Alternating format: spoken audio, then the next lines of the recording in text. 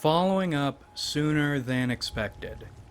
What do you do once you know what you are is next to worthless and who you are is fake? This one's going to be messy, but we'll start with a guiding principle. Everything comes back to this. Everything is your fault. Now, obviously, every single thing isn't going to be your fault, but thinking it is. Blaming yourself at every opportunity will make you better. If everything is your fault, then there is always something you could have done better. And once you get yourself into that space, that mindset, you can plan better, prevent more, and even maybe just a little bit improve yourself above your awful, disgusting, horrible state. Now, we'll go into two stories, but the lesson you want to take from both of them is covering up a problem doesn't make that problem go away. Doesn't mean there isn't a problem. There is a problem, and it's your fault. We stole that previous principle from someone and generalized it. Now we're stealing this one from someone else. Just know that if you hide, it doesn't go away. A couple years ago, I was going through the hardest and scariest time of my life. Hopefully I'll ever have to go through.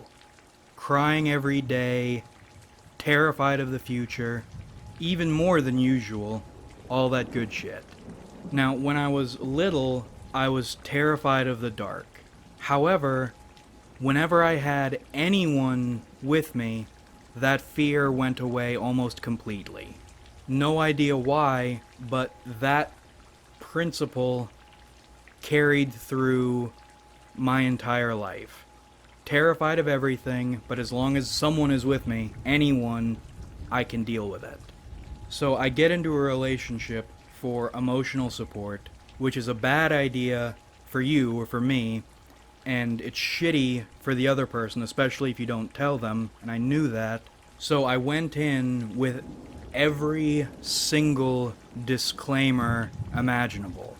This is what's happening, this is what I'm looking for, this is why I'm looking for it, it's completely unreasonable, and I know I'm going to be needy and annoying, more needy and annoying than I'm being right now, so if you don't want to get involved, say so. I completely understand, no hard feelings. And she agreed, and for a while, I thought that was the only relationship I've ever done everything right in. Other than follow my own advice, stupid me, stay done with someone when you're done with them. But while I'm with this girl, this other one, this ENTJ I was speaking with online, whom I ghosted, again, with disclaimers and explanations, this is why I'm going to stop talking to you, it has nothing to do with you, sorry, I hope we're cool. She said we aren't cool. Tough shit, I guess, I'm sorry. Like, 8 months after that exchange, she messages me on my birthday, and I don't remember the message, but it was something along the lines of, I hope we can start speaking again. And I don't respond because I'm with this person who agreed to all the disclaimers and is really great, really cool. Definitely nothing bad going to happen here.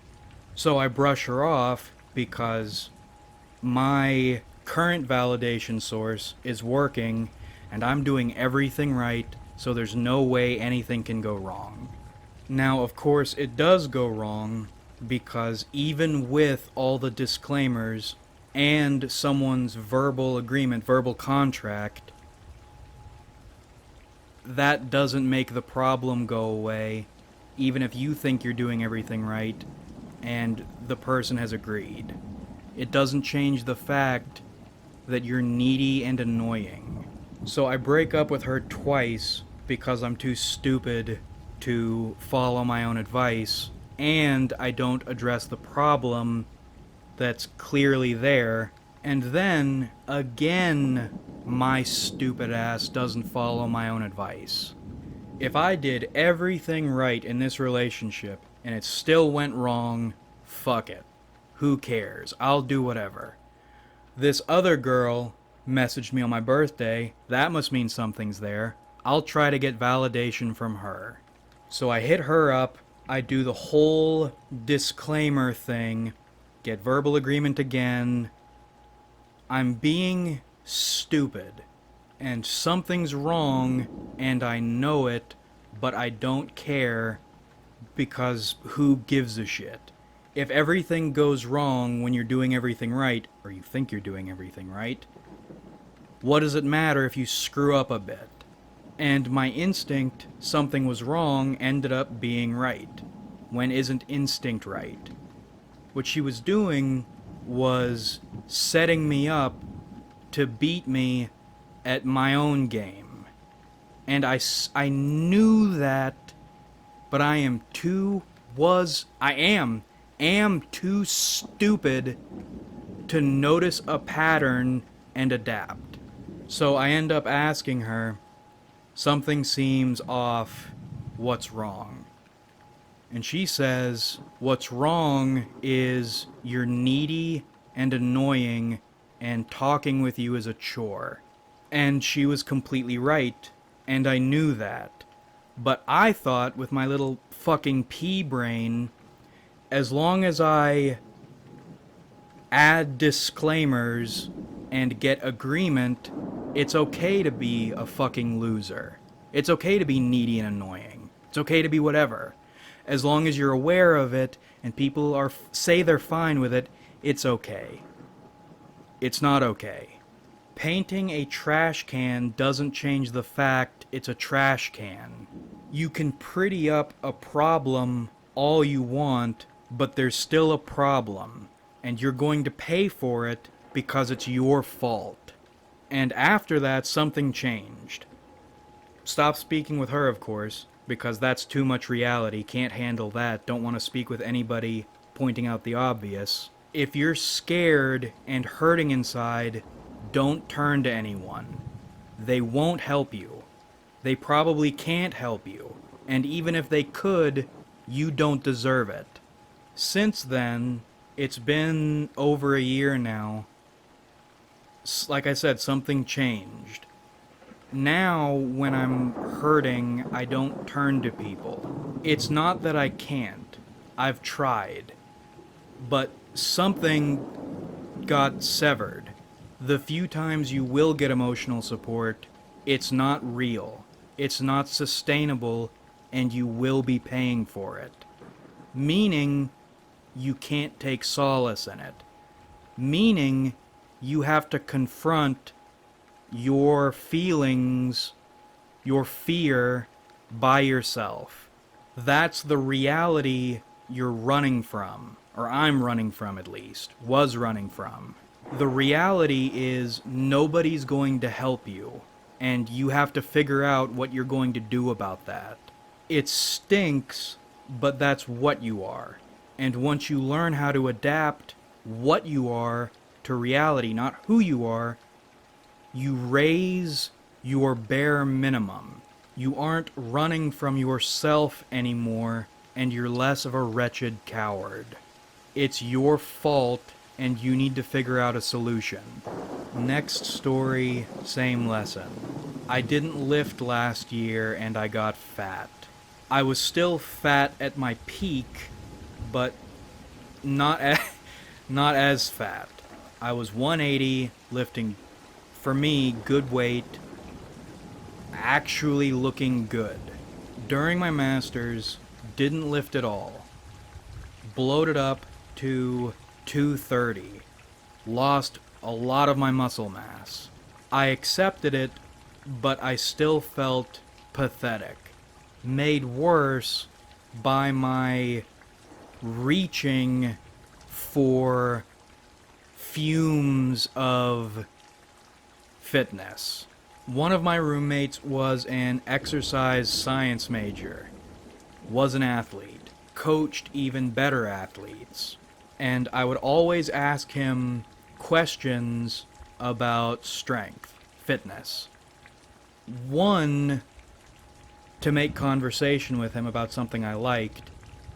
Two, and more importantly, because I wanted to feel attached to something I valued but had none of at that time.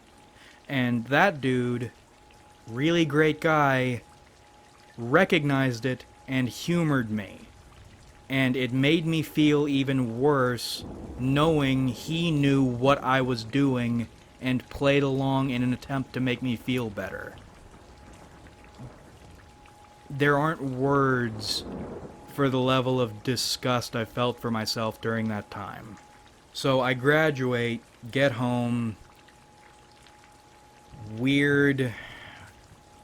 it's a weird time now is, start lifting weights again. Build my muscle mass back up pretty quickly. I'm surprised, but grateful, and I start filling out again.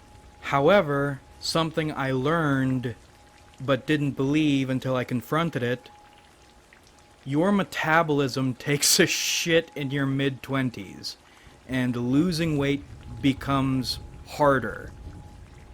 Surprisingly harder. And it only gets worse. Most of my audience is aged 18 to 24. If you're in that age range, get skinny now and stay skinny. It's not going to get easier. So I'm lifting weight comparable to what I was lifting at my peak. And I'm showing some of the muscle again. Hasn't all gotten there aesthetically yet, but it's getting there.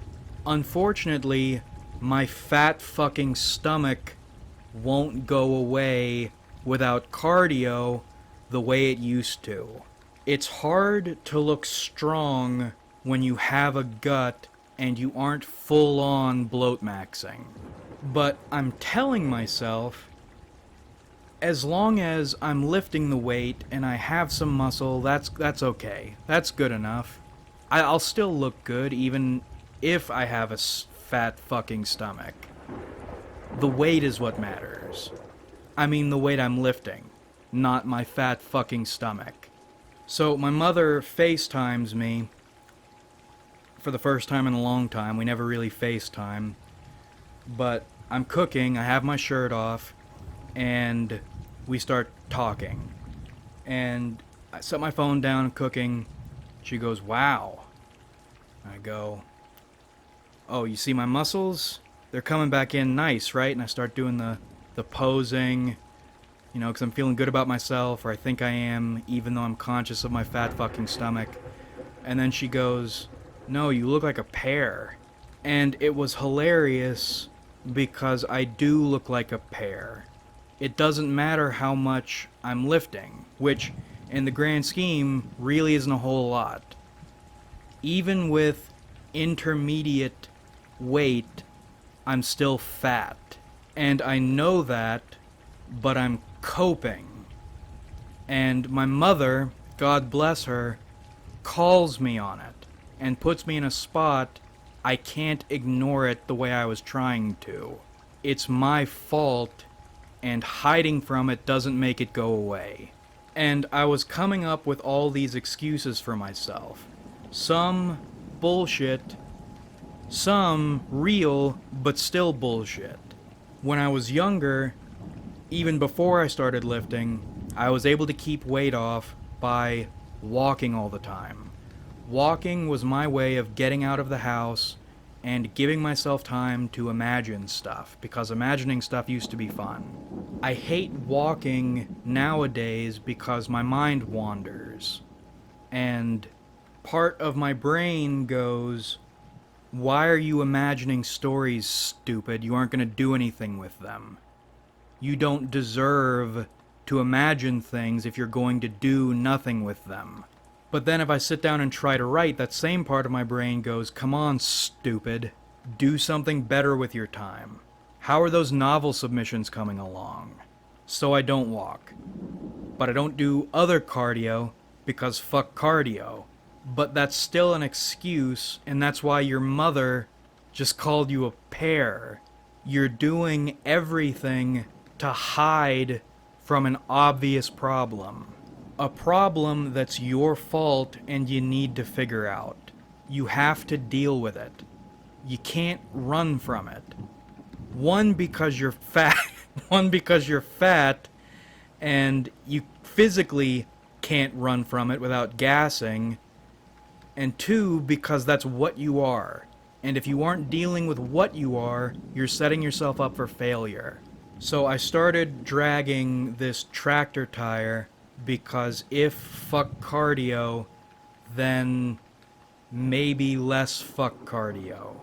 If you never get past who you are or who you think you are and confront what you are, you're going to stay worthless.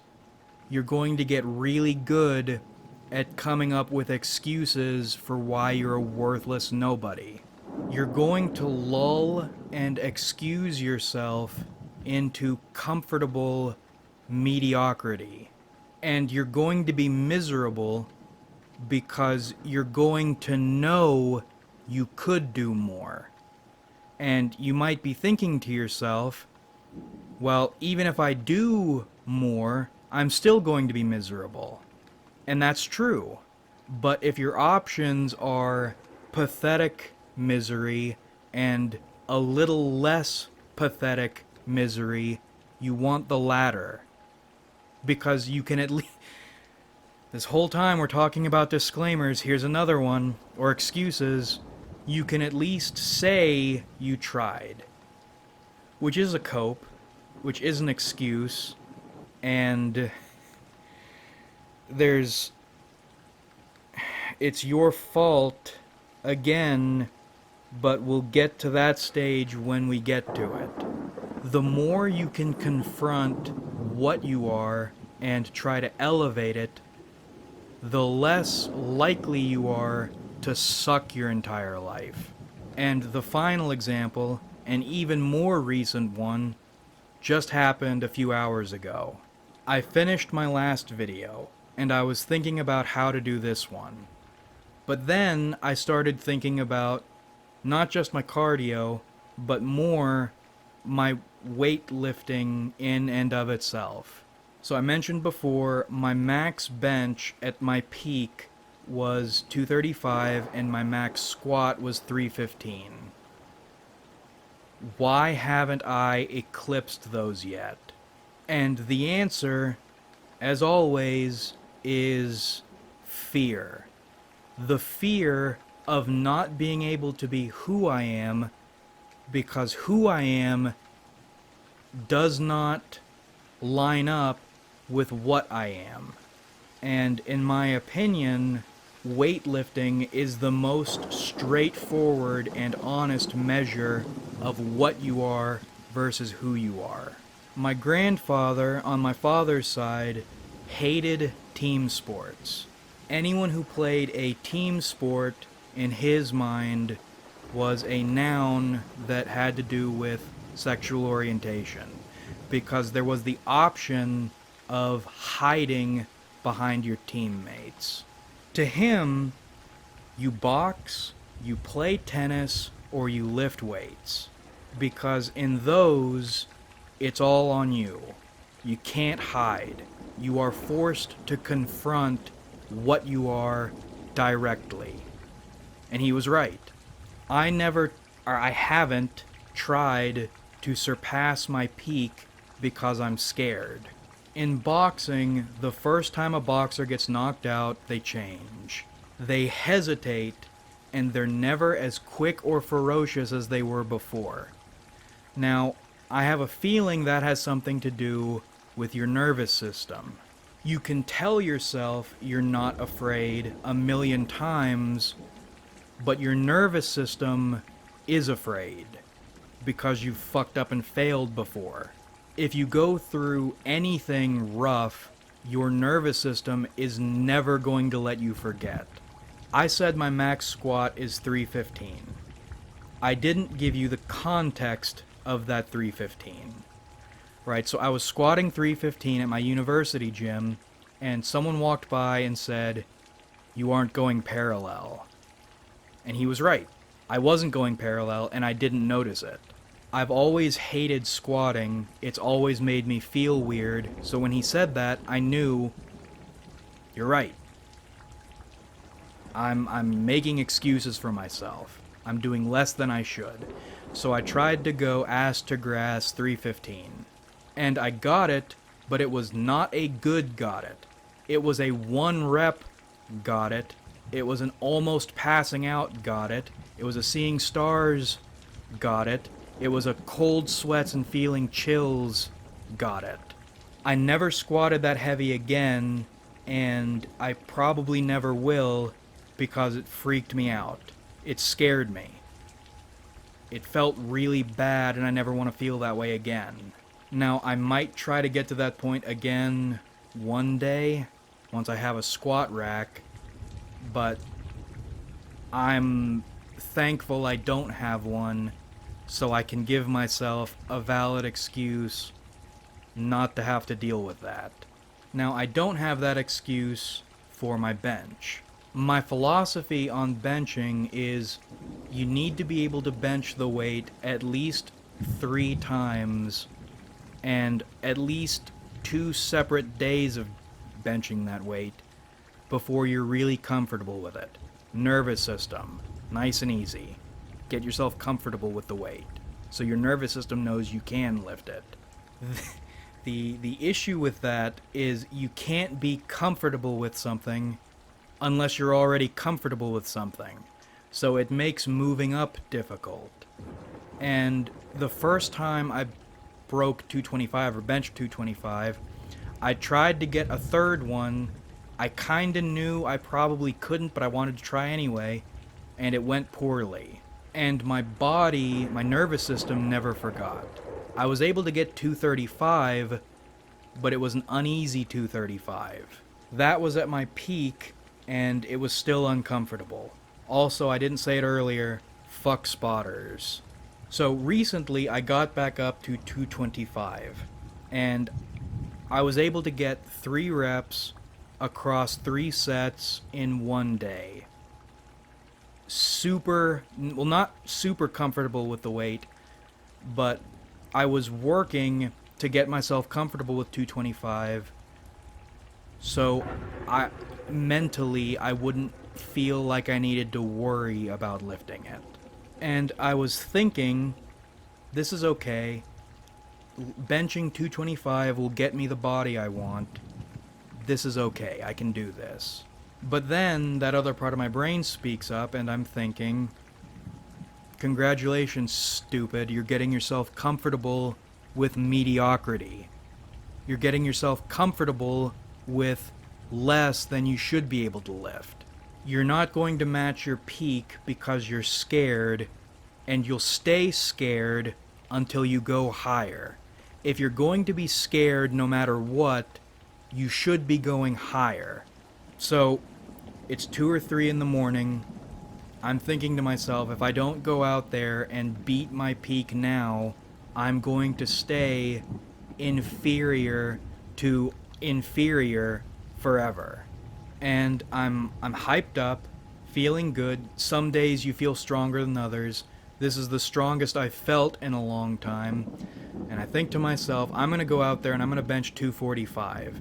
If I can't do it right now when I'm feeling strong, I'm in the right mindset, it's never going to happen.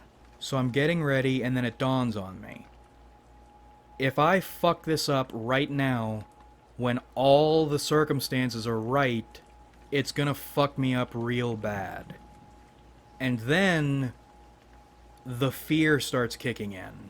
Not necessarily of the weight itself, but of the idea of what will happen to my mindset if I fail.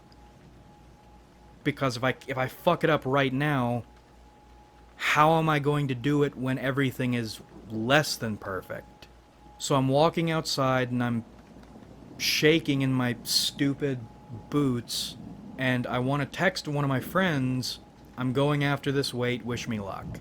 But then that part of my brain hits me in the face with a branch and goes, come on, stupid, don't be a burden. That desire for coddling ties into the first story. Wanting emotional support when I shouldn't need it. Another quote we're going to steal: I want someone to pat me on the back and tell me good job when I fill up my gas tank all the way, instead of putting just $20 in. My stupid kid brain wants someone to hold my hand through a problem, up to and through a problem, and then to pat me on the back and tell me good job after. You can't let yourself need that. You can't stop yourself from wanting it, but you can't let what you do and don't do hinge on it. Even if you got it, it wouldn't feel good because you'd know you shouldn't have gotten it, or you shouldn't have needed it. And you've deprived yourself the opportunity of confronting what you are alone. And then I'm feeling hungry because I hate lifting when I'm hungry. My body's trying to give me reasons not to try. I'm feeling twitchy from the caffeine, drank some coffee. Hate lifting on coffee because I'm twitchy. Body's trying to give me reasons not to try. I wasn't twitching earlier when I was hyping myself up about doing something great. I'm feeling sleepy all of a sudden, even though my body, just a little while ago, was amped up. And shit, dude, you just drank a full cup of coffee. You're tired all of a sudden? So I go out there and I get it. 245, 3 reps, then 245, 2 reps, then 235, 1 rep. And I finally identify what's been weird about my bench. I have a hard time, or I have... Yeah, it's a hard time, I don't know what you'd call it. Getting it off the rack. So I go down to 135, and I start practicing getting it off the rack cleanly. And I'm going to start doing that so I can start training my nervous system. It irritates me how long it takes me to notice things that are right in front of me, that are super-de-duper obvious. Or I am ignoring because I'm stuck on who I am, not what I am. Hate it. And I feel good for about 30 seconds because I am officially, at least on bench, past my peak. But I am still 70 pounds behind my father and my 2 uncles on a slow day. My father and one of my uncles could bench over 400. They can rep 315. I just struggled getting 245. Nothing on any front is ever good enough. And this is the moment in your head you want to think your best is good enough. And as long as you're doing your best, you can be content with yourself and you can be happy. And you can try thinking that way, but it'll last about 5 minutes and you won't feel happy or content. Whatever it is, definitely isn't your best, and it certainly isn't other people's best. Unless you are the absolute best, or you failed in an explosive crash, you are not doing your best. And you are not doing your best because you are a scared loser, and that's your fault. If you're going to be miserable no matter what you do, you can at least be miserable and better than some people. If you want you, your higher consciousness ego you, to have the right to exist, you have to bring what you are as high as you can take it. Being aware you're making excuses doesn't change the fact you're making excuses. Being aware you have a problem doesn't make the problem go away. If you want to be more than nothing, you have to confront the most nothing parts of yourself, address them for what they are, and do something about them without making excuses because they're your fault, and unless you deal with them, you're going to be nothing. In fact, you'll be less than nothing because you could be doing something and you're choosing not to. And all that comes back to the question, if you're going to be miserable no matter what you do, why do anything at all? 2 reasons. First reason, all we have in life is the opportunity to try. And if you aren't going to take that opportunity, you might as well not be alive. Second reason, are you really comfortable with letting some fucking loser beat you? On the holistic level, there's no way to quantify someone's value. But if there were, would you want to be second place and have to look the person who beat you in the face? I wouldn't, because if I had done everything right, I wouldn't be in second place. And that's not true. Life is painfully unfair, but if you don't think that way and approach life that way, you're going to be nobody. You're going to get stuck in mediocrity, you're going to do nothing, and then you're going to die. I don't want to die knowing I didn't try. And there are a lot of ways to beat people. So to summarize this video and a bit of the last one, you start out worthless and you're hyper conscious of it. That's why you try to inflate yourself at every opportunity. Then you get smacked with the reality of how useless you are, and it stings, because it's true and you haven't done anything about it. Your options at that point are either peacock harder while never addressing what's wrong with you, or you confront what you are, you pick up a stick, and you start swinging until you can't swing anymore. And hopefully, by the end, you are better and more in touch with yourself, your actual self, what you are, than you were before. You're never going to be good enough, and you're always going to be miserable, but at least you can say you tried not to suck. As long as you blame yourself and try to do something about it, you're going to be better than you were before. But that about rippity wraps this one up. I hope you enjoyed watching, because I certainly enjoyed making it. I get aggravated at all the horseshit people tell you that doesn't work on any level. But it sounds good, and people keep saying it. It's like that Norm Macdonald bit. I hate sunsets. I thought I was supposed to like them because people told me I was supposed to like them, but they're stupid. The most you can hope to do is live your life without cliches for once. And another thing while we're at this point in the video, that ENTJ who alerted me to the fact I already knew that I was needy and annoying, I think she's a prominent VTuber now. Now there's no way that's the case, but if it were the case, it wouldn't surprise me because all the shit lines up. And if it is the case, that's hilarious and infuriating, but good fuel. Like if you enjoyed, because it helps me out a lot. Subscribe if you haven't, because we do this shit sometimes, and comment your thoughts, because I love hearing from you. Same question as the last one. We'll stick with that one. But thanks again for watching, everybody. Really, we have a lot of fun on this channel. So much fun, in fact. You can cook it and eat it and enjoy it because it's a lot of fun. Tastes good. My favorite lifting diet that doesn't break the bank is mac and cheese, sliced up sausage, whatever you can get cheapest, and a can of green beans. That way you get your carbs, a little bit of dairy, some protein, and some fiber. All in one. Lots of fun. But that's how much fun we have on this channel, and I look forward to doing this with you guys again in the future.